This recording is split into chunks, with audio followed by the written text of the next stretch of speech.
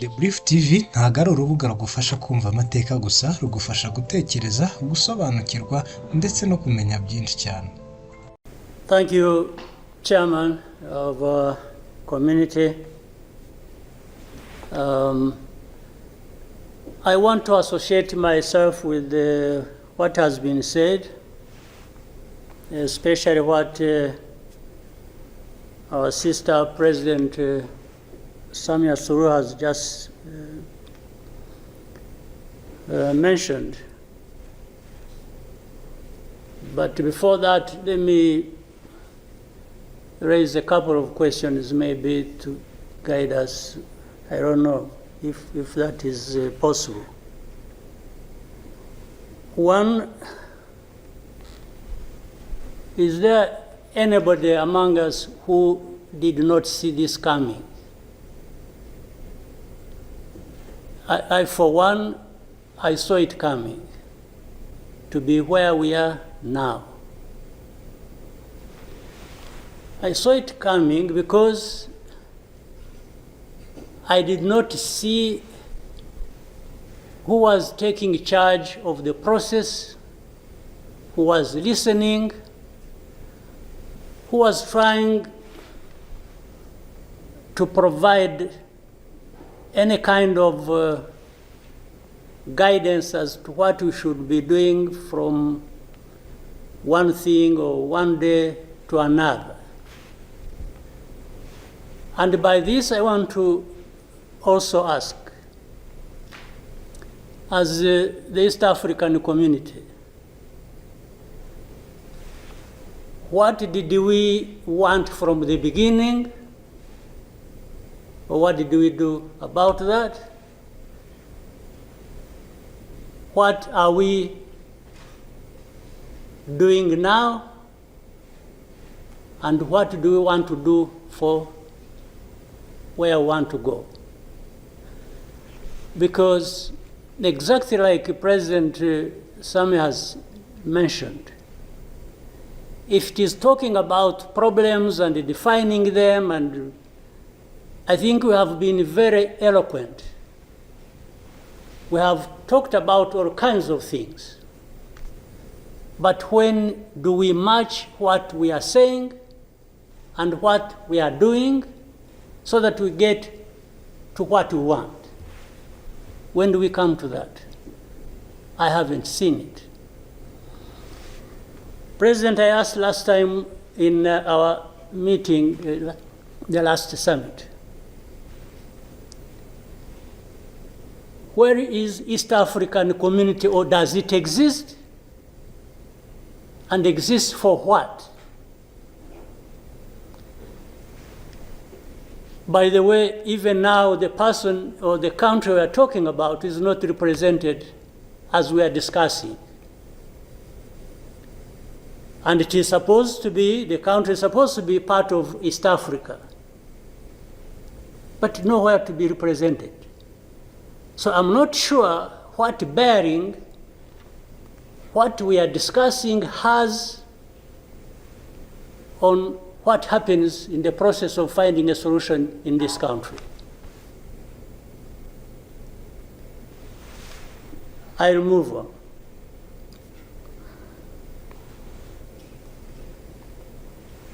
The conflict that was created from the time we had the East African community get involved in trying to help in Congo, and later on when the East African force was trying its best and we are seeing progress, Tshisekedi decided they are not doing what he wanted and went to SADC. SADC agreed they would come and do what he wanted and sent everybody packing. And that we complied and kept quiet. What really did we expect to come out of this? Now, worse still, I think even in East Africa itself, ourselves, maybe we have different understanding of what the problem is, and we have never come together to agree or even disagree and find a way to come together finally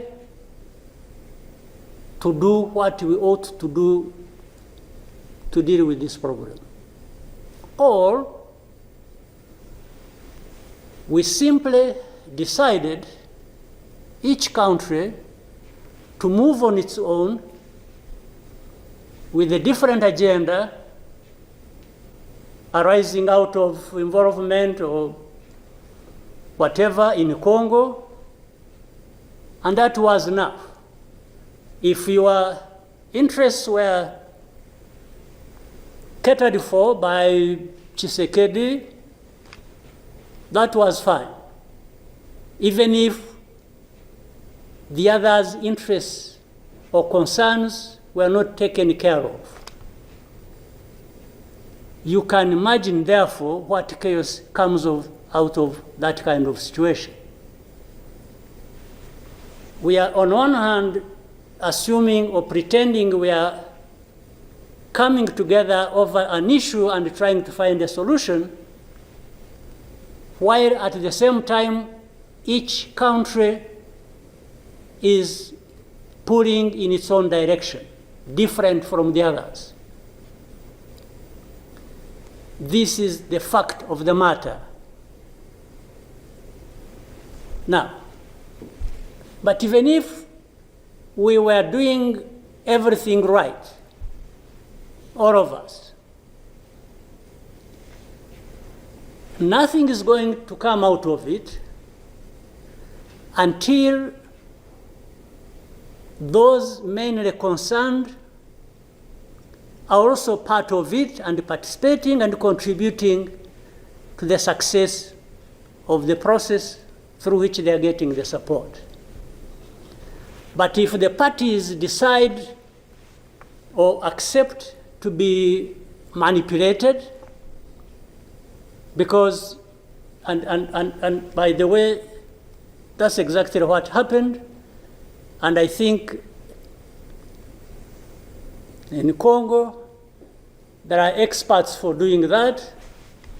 They would go to one party and promise them something, and then they would decide to keep quiet about what is obviously going to result into problems like we are seeing now. Or, like he did, he didn't want East African community because they were not doing things the way he wanted, even if it was not right.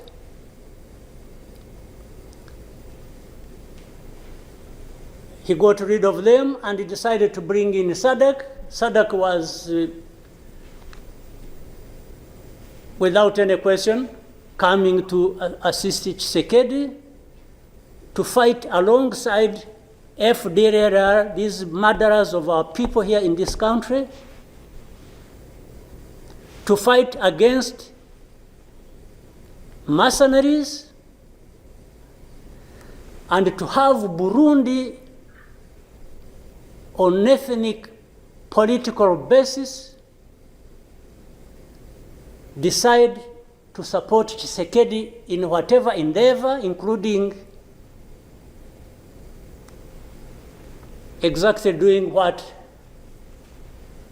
those murderers did to our people and what they are doing in Eastern Congo. They have displaced people, they have killed people, they have persecuted them on a daily basis for who they are. We have refugees here who have been here for the last 20 plus years,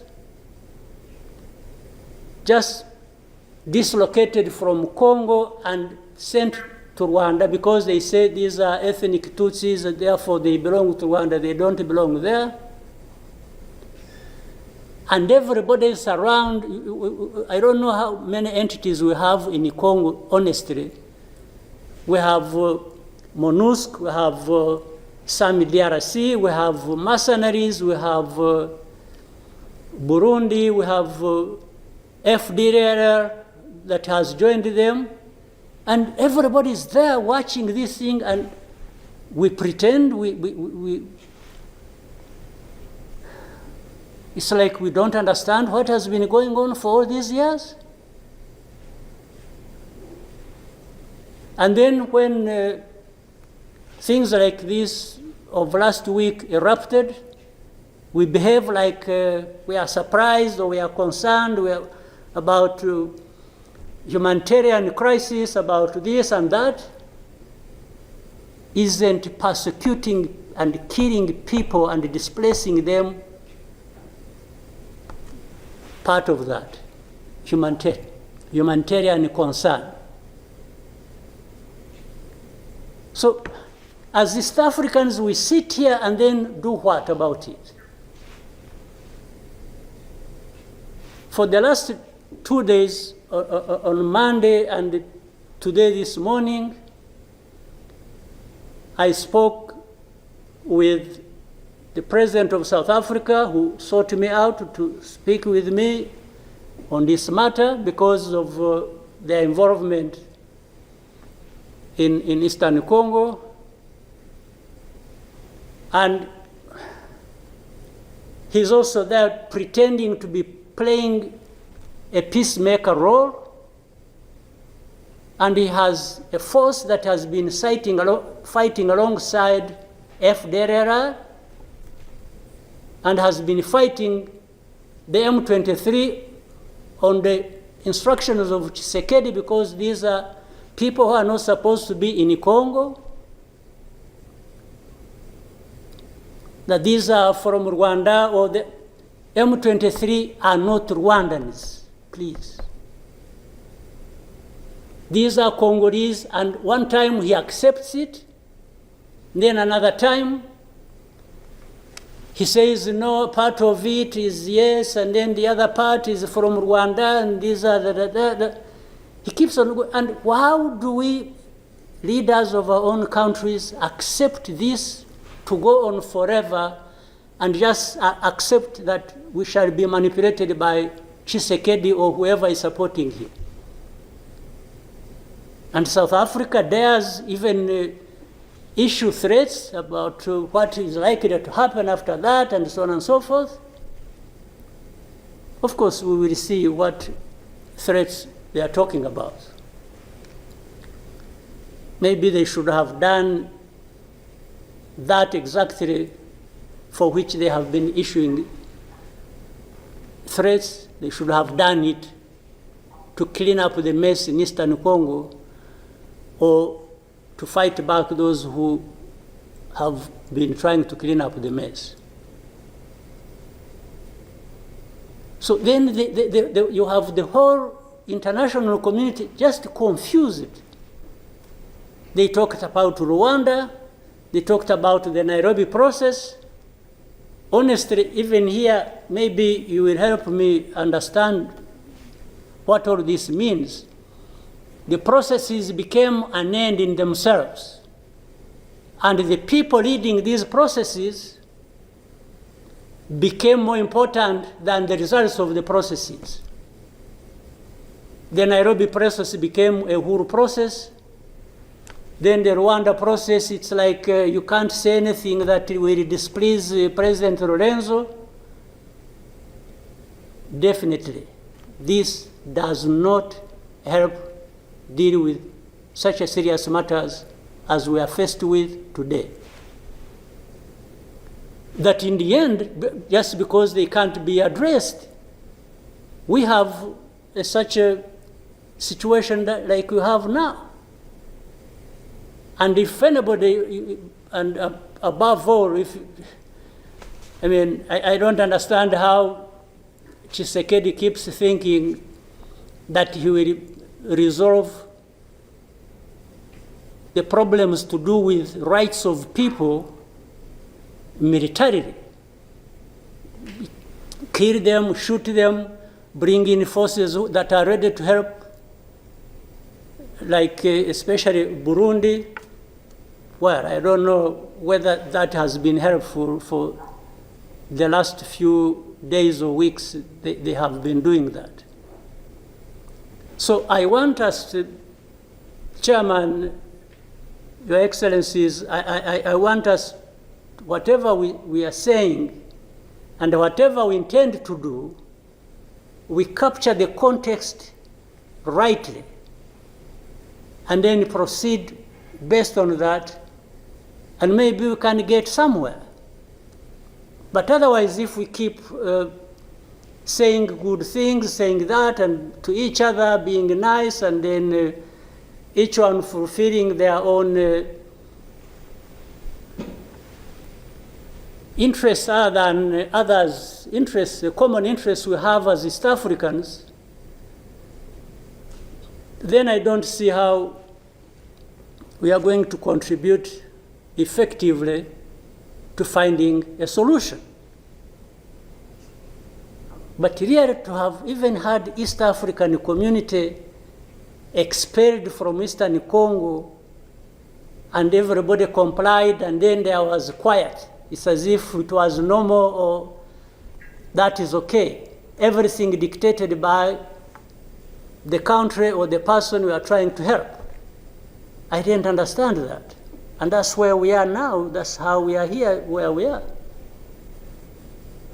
So let me maybe for now stop here. I would really want to hear advice of others, but I think it's not just a plaything. It's not, it's a serious matter, evidently, because it consumes people's lives. And the other day, 2-3 days ago, we lost people. There was a lot of sharing from Eastern Congo, from Goma, and killed a dozen people and injured hundreds. We will definitely take care of that. There's no question about it. Thank you, Mr. Chairman.